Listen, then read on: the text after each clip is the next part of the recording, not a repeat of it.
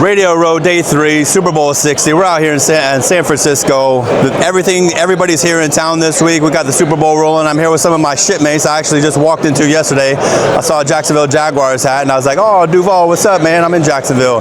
He's like, "Are you a Jaguars fan?" He's like, "Well, I kind of got it. My son plays for them." I was like, "Oh, man." So we had a good little conversation. Been a long time with the Wounded Warrior and myself when I got back from Afghanistan, being a doc in the Navy. So a couple of shipmates here. Tell us about why you guys are here. Hey, how you doing? So, Wounded Warrior Project surprised me with Super Bowl tickets. We took part in Project Odyssey in Bend, Oregon. I met quite a bit of the staff. One of the guys that were up in Oregon invited me up to a Jags game. They said, "Hey, come out on the field. We're going to ask you a few questions while the team warms up." So I was practicing all weekend trying to figure out what was I going to say.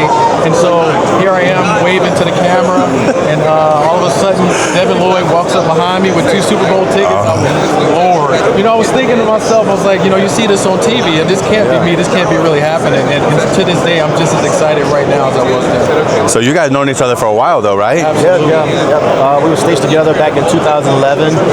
We commissioned the USS San Diego, and I was communications officer. Loman was the network officer, and we just established a bond and a friendship that lasted up to this point. So it's great.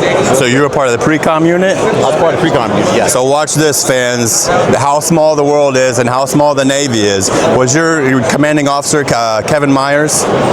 Kevin Myers. Was that your captain? Came later. Yeah, when we first got there, it was John Hader. So I pre-commissioned the USS Tripoli, and guess who my CO was down in Pascagoula, Mississippi? Captain Myers. Captain Myers, yeah. Small Navy. Great guy. So what do you guys got going on this week? What are you excited to see this week? So yesterday we went to the Pro Bowl. My son Devin Lloyd was in the Pro Bowl, so that was super excited. It's still a surreal moment. Today, still some media days, and going to get out and venture around San Francisco. I wouldn't mind going to see Alcatraz, taking some of the touristy stuff, and just enjoying the moment, man. It's been outstanding, man. The media, how you guys operate, just seeing it behind the scenes. It's definitely it's a bucket list I didn't know I had that's been checked off. Speaking of bucket list, like surprising your homie tickets to the game, I couldn't even imagine. That's one of the games that I missed. I was gone with the girls, but man, I would have. Oh man. Yeah. This week, Super Bowl 60. What do you think the keys are for each side? Who do you think, like, how do they win the game?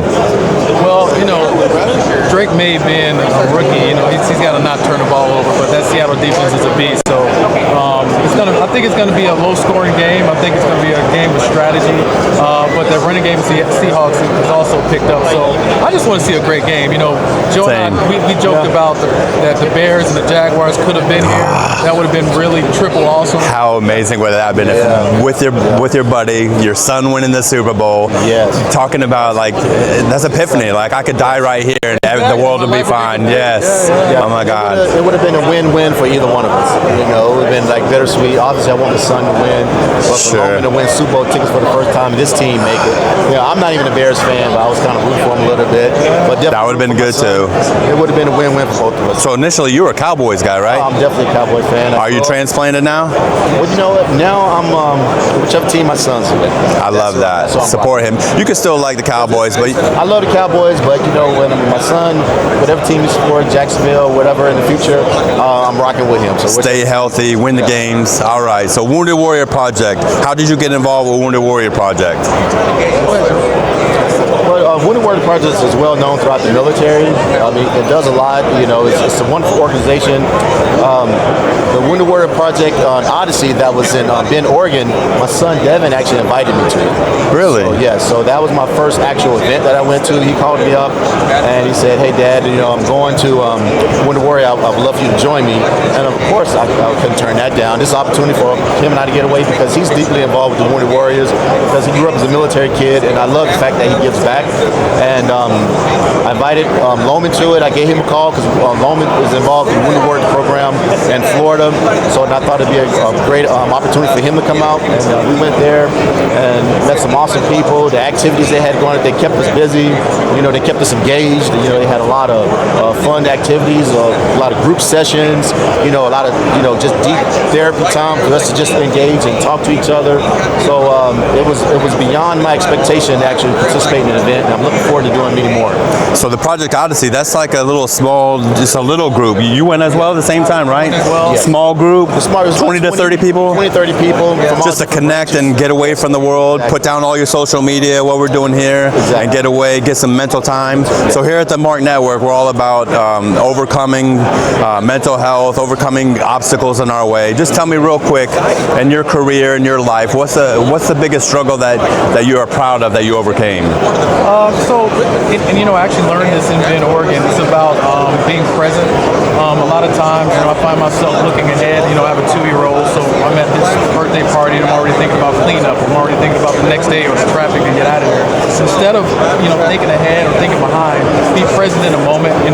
We veterans, we deal with a lot of hypervigilance and things like that. So just, take a deep breath, take your time, enjoy the moment, because guess what? That day will be over before you know it. So that's one of the main things that I'm still working on. Just kind of being present for your family members. Of course, military members do well in the workforce because we're always thinking ahead. We're always thinking big picture. You have a mission. That doesn't really work in the home. At home they want you to be there. They want you to be the dad, the father, the brother, and be there for the family members. So that's what I continue to work on. All right, what about you? Well, I joined the Navy in 1990, right out of high school. So I was an 18-year-old kid. Didn't know I would do 30 years. But when I first joined, a lot of my leaders were a lot of guys from the Vietnam era. So they had like the really tough macho, mentality. So we adapted to that. But as years went on, even as a society right now, what things are taught me is it's okay to show a little bit of vulnerability. It's okay that if something is going on, not to conceal it, not to hide it, to open up and let someone, be involved and also let someone know about what you're going through. There's too many times I've personally seen people commit suicide, and I was a suicide prevention counselor in the Navy. So I went through a lot of courses, and the first thing that we're taught is to let your vulnerabilities down. No one is Superman, and to talk about it. And I'm sure you guys heard this acronym called ACT. Yeah. ACT. Ask, care, treat. Care and treat. But you have to take that serious. You got to let the macho man attitude go and show your vulnerabilities, because all what Wounded Warriors that I took away from Wounded Warriors Project is that it gives you hope. Because that's the final thing when I was a suicide prevention coordinator. When you give up hope, that is it. But when someone gives you hope, even if you're on your last legs, if I call Loman and say, "Hey Loman, you okay?" That could have been that final bit of hope right there to just get them through it, get them to open up and talk. Yeah, So making those connections, making that phone call, genuine relationships. Yes. I always say that people only show you what they want you to see. You never know what somebody's got going internally. However, I would rather get a call at 3 or 4 in the morning, like, "Hey, bro, I need some help," or "I'm going through some things," than getting a call saying that you're not around anymore. So we're gonna close it up. I know you guys want to pass the word to everybody. Super Bowl Radio Road, Day 3. Me and my shipmates hanging out, talking about Wounded Warrior, enjoying the week in San Francisco weather. 11 degrees when we left home, Jacksonville. 60 degrees out here. So I gotta hear you say it one time. Cut to the sun. Where are you from? Duval. All right, we're out. Thanks for coming on Mark Network. Tune in all week. We're here. Interviews all day. Keep it hype. Let's go.